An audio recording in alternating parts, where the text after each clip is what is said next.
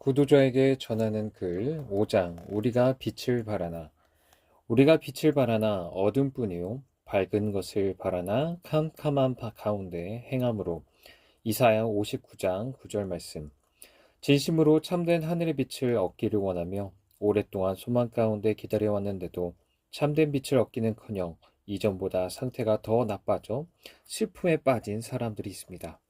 그들은 캄캄함에 내몰려 빛이 영원히 들지 않을 것 같은 불안함 속에서 사막의 음침한 골짜기의 어두운 그림자에 갇힌 사람과도 같습니다. 그들은 자신 안에 본성적인 어둠이 있다는 것을 어느 정도 깨닫고는 빛을 찾고 있죠. 그들은 자신들의 어둠에 만족하지 못한 채 빛을 기다리고 있는 것입니다. 그들 중 일부는 태어나면서부터 가지게 된 본성에 만족하지 못하는 마음을 가지고 있습니다. 그들은 그들의 본성에 내지 않은 악을 발견하고는 기꺼이 그것을 제거하고자 합니다. 그들은 자신들의 무지를 발견했고 조명받기를 갈망합니다. 그러나 그들은 성경을 읽어도 제대로 이해하지 못합니다. 그들은 복음을 듣고서도 복음의 핵심을 제대로 이해하지 못하죠. 그들은 이런 무지에서 벗어나 자신들의 영혼을 구원할 진리를 알고자 갈망합니다. 그들은 진리를 단지 이론으로만 아는 게 아니라 그들 자신의 영혼을 변화시키는 실제적 능력으로 알길 원합니다. 그들은 위험한 자연인의 상태에서 벗어나 하나님의 자녀가 누리는 영광스러운 자유 가운데 들어가기를 진정으로 원하죠. 빛을 찾는 사람들은 그들 속에 올바른 열망이 이제 막 생기기 시작한 최고의 경청자들입니다. 그들 속에 존재하는 어둠에 대해 문제를 의식하는 이 사람들은 결코 완전히 죽은 사람들이 아닙니다. 왜냐하면 지하 묘지에 묻힌 시체들은 밤이나 낮이나 잠만 자기 때문이죠. 확신하건대 어둠의 문제를 의식하는 사람들은 완전히 잠에 빠진 사람들은 아닙니다. 왜냐하면 진짜로 잠을 자는 사람들은 캄캄하기 때문에 더 깊은 잠을 잘 뿐 자신들의 잠을 방해하는 태양빛을 결코 원하지 않을 것이기 때문이죠. 어둠의 문제를 의식하는 사람들은 분명 완전히 눈먼 사람들은 아닙니다. 왜냐하면 진짜로 눈이 먼 사람에게는 강렬한 태양빛이 온 지면을 감싸든 캄캄한 흑암이 온 지면을 뒤덮든 아무런 차이가 없기 때문입니다. 생각이 조금이라도 바뀐 그들은 어느 정도 각성된 사람들임에 틀림없죠. 이건 결코 작은 복이 아닙니다. 얼마나 많은 사람들이 영적인 것에 상관없이 그저 그렇게 살아가고 있습니까? 말씀을 전하는 설교자로서 이 세대의 영적 각성을 기대하는 건 매우 어렵습니다. 그것은 마치 시체와도 같은 사람들로부터 새로운 영혼을 소망하는 것과 같고 시칠라산 대리석처럼 단단히 굳어있는 사람들이 회개의 뜨거운 눈물을 흘리기를 기대하는 것과 같기 때문입니다. 또한 빛을 찾는 사람들은 빛이 무엇인가 하는 질문에 대해서 더욱 고상한 생각을 가지고 있죠. 그들은 그 빛을 밝음이라 부릅니다. 그들은 밝음을 기다리는데도 오지 않아 애통해하죠. 만약 당신이 영적인 삶에 굉장한 가치를 부여한다면 곧 당신이 그리스도 안에 있는 유익과 죄 용서, 하나님과 화평과 진지한 성찰을 측량할 수 없을 만큼 귀한 것으로 여긴다면 당신은 결코 실패하지 않을 것입니다. 당신은 그것의 가치를 지나치게 부풀려 평가하는 것이 아닙니다. 진실로 하나님을 신뢰하는 사람들이야말로 행복한 사람이죠. 하나님의 자녀가 되고 위대한 하나님의 가족의 일원이 된다는 건 왕들이 그들의 왕관을 주고서라도 바꾸고 싶어하는 은혜임이 분명합니다. 당신이 받은 은혜의 복락이 얼마나 큰지 다 측량할 수 없을 정도죠. 나는 당신이 받은 구원의 복을 소중하게 생각하는 마음을 조금도 빼앗고 싶지 않습니다. 오히려 거룩한 갈망으로 그것을 추구하라고 북돋으려고 하죠. 구원은 하늘나라가 걸려있는 놀라운 복입니다. 만약 당신이 은혜를 얻었다면 당신 천국의 싹, 안전과 보증, 그리고 진실로 영원한 복락 안에 있습니다. 다시 말하지만 당신에게는 소망의 증거가 많이 있는 것입니다. 어둠을 싫어하고 빛을 귀하게 여기는 것은 좋은 증거죠. 셋째, 빛을 찾는 사람들은 이미 이 빛을 얻었다는 소망을 가지고 있습니다. 사실 그들은 이 빛을 바라며 기다렸지만 빛 대신 어둠이 왔다는 사실로 실망했습니다. 바라던 소망이 이루어지지 않아 놀란 것이죠. 그들은 주님의 빛이 자신의 주위를 환하게 비추어 주기를 소망했지만 여전히 어둠 속을 걷고 있는 자신의 모습에 놀랐습니다. 그런 사람에게 희망의 불꽃으로 격려하는 거죠. 절망은 복음을 받아들이는 데 가장 큰 장애물입니다. 각성된 죄인들이 자비의 소망을 버리지 않는 한 그들은 분명히 소망했죠. 우린 소망합니다.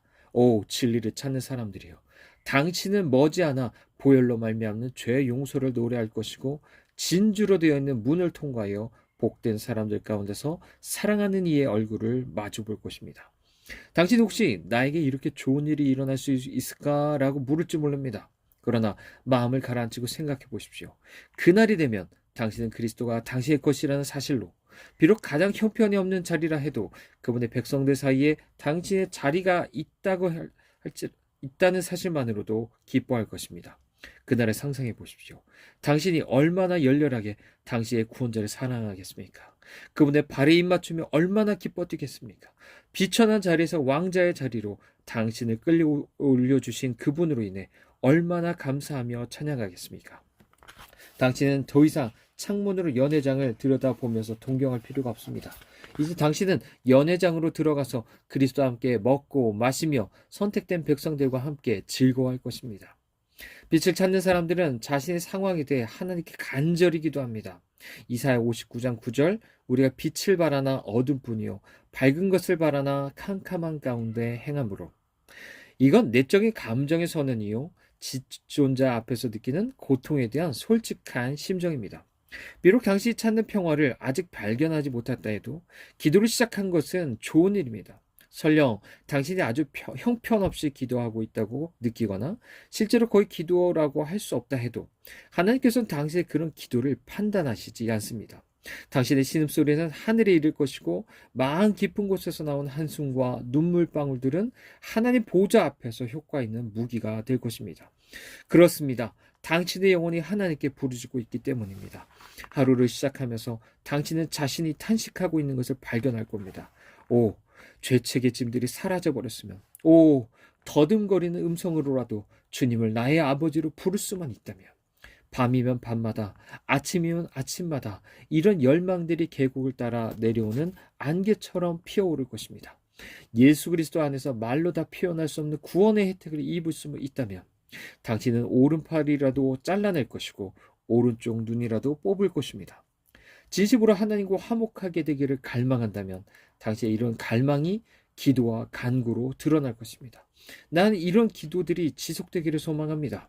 당신의 울부짖는 기도를 결코 쉬지 않기를 바랍니다. 성령 하나님께서 당신을 끊임없이 신음하고 탄식하게 만드시기를 바랍니다. 자신의 원한을 풀어달라고 간절히 탄원했던 가부처럼 예수 그리스도의 공로로 말미암는 은혜로운 응답이 주어질 때까지 쉬지 않고 간구하기를 바랍니다. 지금까지 모든 일들이 희망적으로 진행되어 왔죠. 그런데 난 더 많은 걸 기대합니다. 왜냐하면 단순히 희망적이라는 것만으로 충분하지 않기 때문입니다. 갈망하거나 추구하거나 기도하는 것만으로는 충분하지 않습니다. 당신이 실제로 그것을 손에 넣어야 됩니다. 실제로 당신 자신이 영원한 생명에 붙들려야 합니다. 만약 당신이 유효하고 살아있는 믿음으로 우리 주 예수 그리스도 안에 있는 유익을 확신함으로써 희망적인 단계보다 더 밝고 나은 단계로 나아가지 못한다면 당신은 절대 평화와 만족과 기쁨을 누리지 못할 겁니다. 찬송을 받으신 구세주 안에는 당신에게 필요한 모든 은사들과 은혜들이 예비되어 있습니다. 오, 당신이 풍성하신 우리 주님 앞으로 나와 주님으로 말미암아 은혜 위에 은혜를 더하게 되기를 바랍니다. 마지막으로 평안을 누리고자 하는 사람들은 하나님 앞에서 자기 자신을 전적으로 정직하게 내리고자 합니다. 그들은 옳든 잘못되었든 자신의 모든 열망을 고백하고 건강하든 건강하지 않든 자신의 모든 상황을 정직하게 고백합니다. 하나님 앞에서 뭔가를 감추려고 하는 것은 참으로 악하고 어리석은 태도입니다.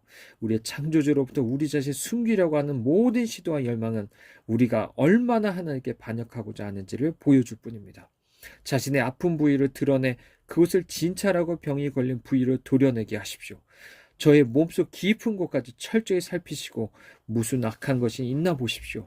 제가 얼마나 아파하든지 상관하지 말고 상처를 치료해 주십시오 라고 소리치십시오.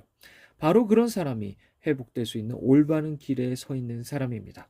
자신의 죄를 하나님 앞에 숨기지 않고 기꺼이 정직하게 고백하며 자신의 마음을 하나님 앞에 물같이 쏟아놓으십시오. 그런 사람에게 소망이 있습니다. 당시 지금 어떤 상황에 처해 있는지를 주님께 듣고 주님 앞에 간구하지 않으셨습니까? 답을 발견할 때까지 이런 기도를 쉬지 않기를 바랍니다. 아니, 한 걸음 더 나아가 우리 주 예수 그리스도를 통해 곧 하나님과 화목하게 되기를 기대합니다.